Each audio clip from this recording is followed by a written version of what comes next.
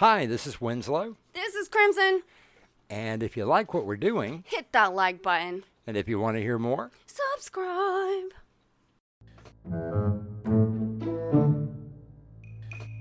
The Casebook of Sydney Chase, produced and edited by Crimson McKenzie, written and directed by Winslow Swan, and featuring Dave Arkipov, Will Dorman, Winslow Swan, and starring Crimson McKenzie as Sydney Chase. Tonight's episode, Miss Folsum.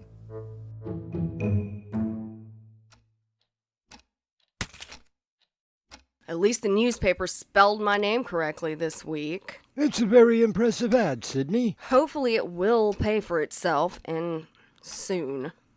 Oh, did you see the front page? I saw it. Michael Guilford recovers from surgery.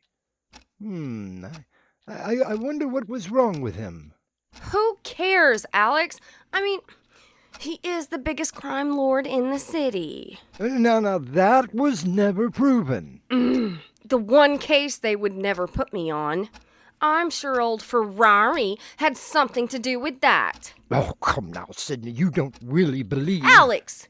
Mike Kingpin Guilford killed one of the best undercover cops we ever had. But you could never prove it. I could have, if I'd been given half of a chance. I still say he is guilty. I mean, come on. One of the biggest drug dealers, and he seems to be untouchable.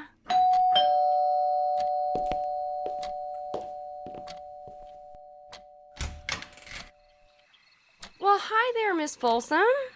What brings you to this part of town? Hello, Sydney. So nice to see you again. Why don't you come in? Thank you so much.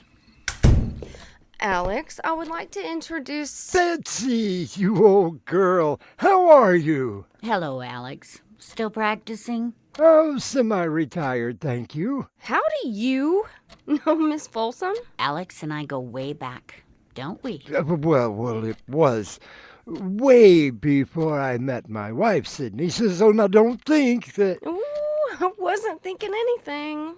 But how do you know her? She was my first client. I had a break-in, and some rather priceless antique jewelry was stolen. Didn't the police help? Sydney is better than any copper I know of. Yes, she talked to Ferrari and then promptly called me. I had just received my private investigator's license the morning she called. Lucky for me. Anyway, it only took 2 days for Sydney to find my property. Wasn't that hard. I figured that the thieves didn't know what they had actually stolen and used one of our local pawn shops. I got the information and some lovely photos of the suspects. Turned everything over to Ferraro, and that was that. I wanted to give her a bonus, but the dear girl wouldn't hear of it. It really wasn't necessary. So what can I do for you today? Well, it is a little embarrassing now that I'm actually here. Why don't you let me be the judge of that?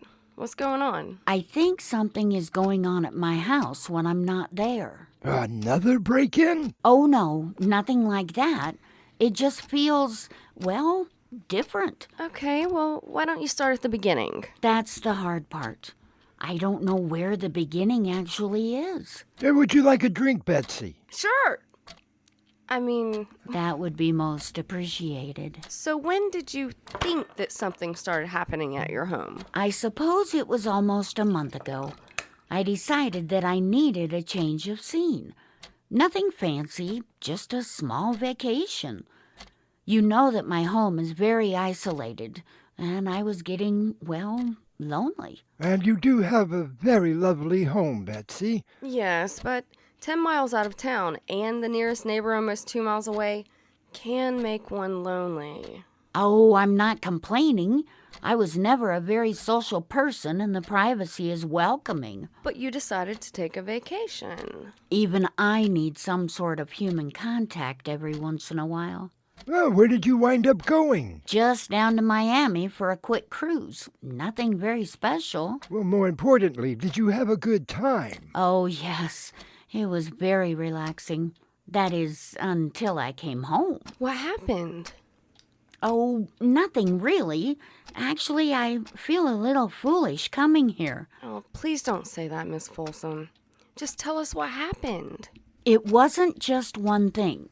It was just a lot of little things. Like what, Betsy? Just small things. For instance? Well, you know my collection of ceramics. Oh, yes, and quite an impressive collection it is. I noticed that a couple of the small statues had been moved. Oh, not very far.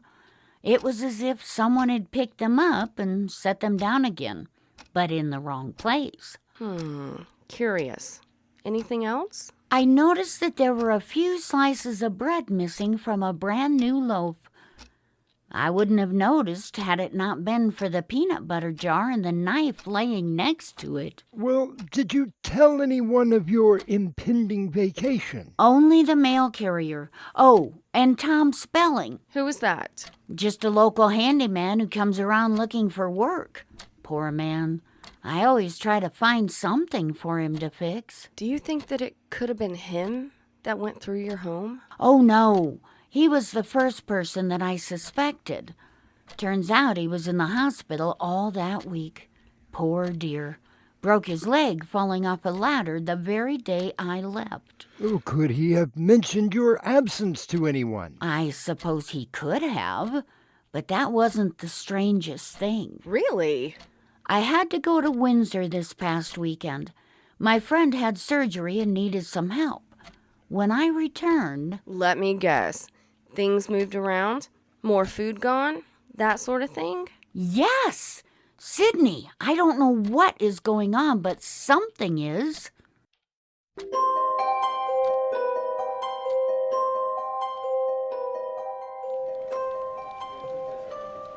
Hi, Sydney. What brings you down here today? Hiya, hot dog. His name is Duffman. Why are you here? Just wanting to see how you guys are doing. Oh, we're just hanging in. Shut up, Frank. She's just looking for information. Me? Information? What are you talking about, Ferrari?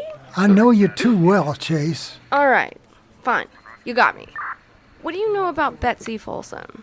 You mean the crazy lady up on Mountaintop Lane? Hey, that's rather rude. Don't tell me she hired you. That is not relevant. Go ahead, Frank. Tell her. We have had the pleasure of her company, Miss Chase. She made a report that someone had broken into her house. Did you at least check it out? No, Sydney. We used our Ouija board. Of course we checked it out. Oh, let me guess. It went to goodbye. What did you find? Nothing. No sign of a break-in, and there wasn't anything missing. Except for a couple of slices of bread and some peanut butter. What about the second time? Second time? We didn't get anything about a second break-in. Oh, of course not, because you guys did so well on the first go-round. Look, Sydney, I sympathize with the old girl, I really do. But unless we can find evidence of a crime, there isn't anything we can do.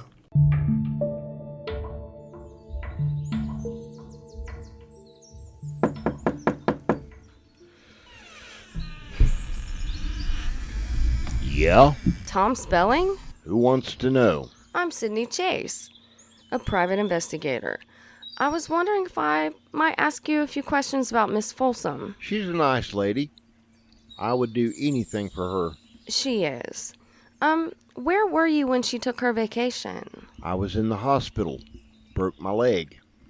Had to have surgery. Ooh, Still hobbling a little. I'm sorry. Did you happen to mention her trip to anyone? I don't really remember. I mean, I could have. Think hard, Tom. Could someone have possibly overheard you? I don't know. Hello? Miss Folsum? Yes, everything is fine. I was wondering if you could possibly take another trip. No, nothing long, just the weekend. Well, yes, as a matter of fact, I do have a few ideas.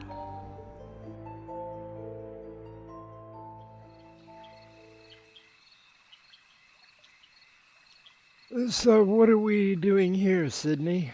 Alex, have you ever heard of a stakeout? Oh, is that what we are doing? If you get hungry, I brought sandwiches. You didn't happen to bring a warm bed with you? I couldn't fit it into the cooler. I think the seat reclines. Oh, very funny. So what are we looking for? I'm not exactly sure. Just keep your eyes peeled. Where is Betsy? She's upstate for the weekend. I told her to get a nice spa treatment and a huge steak. Well, how long do we have to stay out here? As long as it takes, Alex. Now don't worry. What do you expect to happen? Just working on a hunch.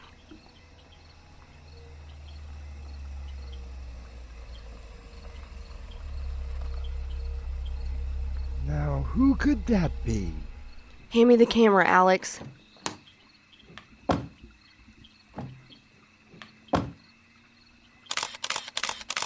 It's got to be here. Look around. You guys spread out. Search every inch of this place. If we don't find that book, we are all going to be dead. Sydney, is that... Well, what's he doing here? Yep, the big man himself.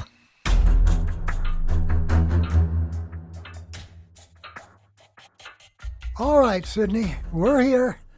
Now, what I want to know is, why are we here? How about some tea? No, thank you, Mrs. Folsum. How about you, Detective? Yes, please. Frank. No, thank you. So tell us, why did you find it necessary to call on us? Take a look at these, Ferrari. Hey, that looks like... It is.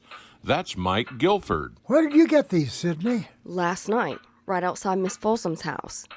Now ask yourself, why would the most notorious criminal in the city be doing way out here in the middle of nowhere?